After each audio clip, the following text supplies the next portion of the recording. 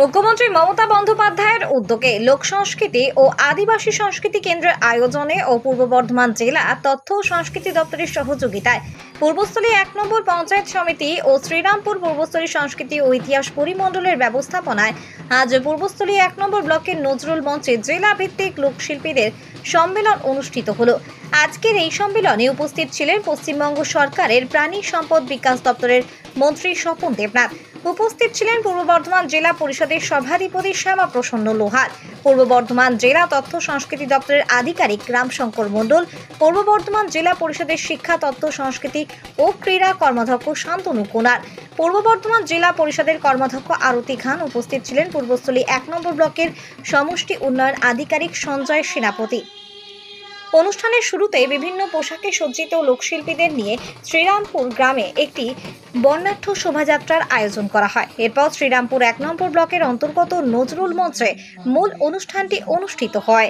প্রদীপ প্রজ্বলন ও রাজ্য সঙ্গীতের মাধ্যমে মূল অনুষ্ঠানের সূচনা হয়। এলাকার একজন প্রবীণ ও একজন উদীয়মান লোকশিল্পীকে দেওয়া হয় বিশেষ সংবর্ধনা। উপস্থিত অতিথিদের গুরুত্বপূর্ণ বক্তব্য ও উপস্থিত লোকশিল্পীদের নানা সমস্যা ও প্রস্তাব শোনা, তার সমাধানের মাধ্যমে এগিয়ে চলে এই অনুষ্ঠান। পূর্ব বর্ধমান জেলার প্রতিটি কোণ থেকে উপস্থিত হয়েছিলেন ৫০০-র বেশি লোকশিল্পী। প্রত্যেকেই তাদের নিজস্ব পোশাক ও আঙ্গিকে অনুষ্ঠানটিকে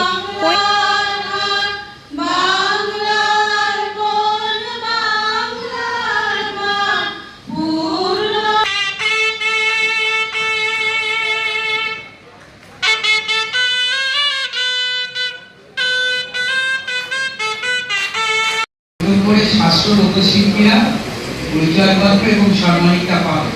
তাহলে ১২,৮০০ ছাত্র কত সংখ্যা দেখা যাচ্ছে, এটাকে অনুভব করলেন না।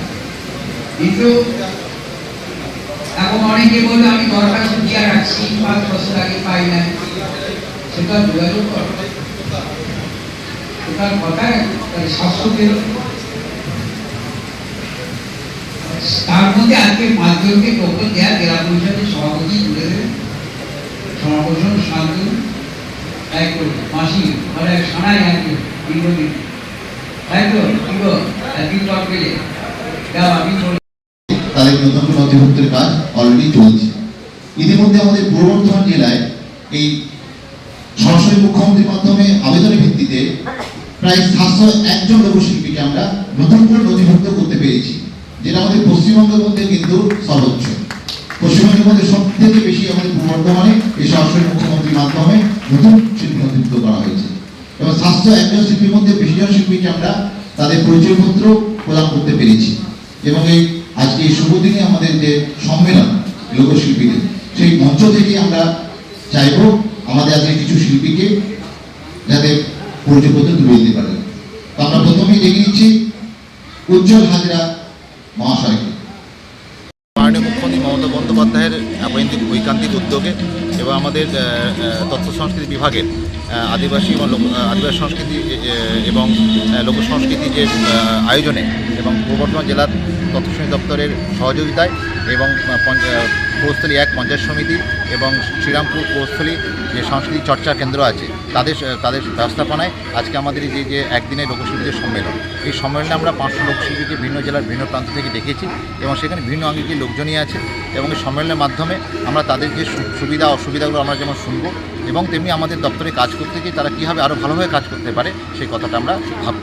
স্যার একটা খবর এলো যে ওই ৭০০ নাকি নতুন কার্ড, একটু বলবেন? হ্যাঁ, আপনারা প্রত্যেকেই দেখেছেন যে আমাদের মাননীয় মুখ্যমন্ত্রী যে সরাসরি মুখ্যমন্ত্রীর মাধ্যমে যে আবেদনের ভিত্তিতে মানুষের সুবিধা অসুবিধাগুলো দেখা হচ্ছে, তা ঠিক একইভাবে আমাদের লোকশিল্পীরাও এই সরাসরি মুখ্যমন্ত্রীর মাধ্যমে আবেদন জানিয়েছিলেন এবং সেইখানে আমরা প্রায় ২০০০-এর বেশি আবেদন অলরেডি আমরা পূর্ব বর্ধমান থেকে জমা পড়েছে লোকশিল্পী হওয়ার জন্য এবং সেই আবেদন যাদের জমা দিয়েছিলেন তাদের আমরা একটা অডিশন নিয়েছি। অডিশনের ভিত্তিতে আমরা ৭০১ জনকে আমাদের জেলায় এখন পর্যন্ত আমরা বাছাই করতে পেরেছি এবং তাদের ভাতা এবং পরিচয়পত্র প্রদান করা সম্ভব হয়েছে। স্যার আপনার পরিচয়?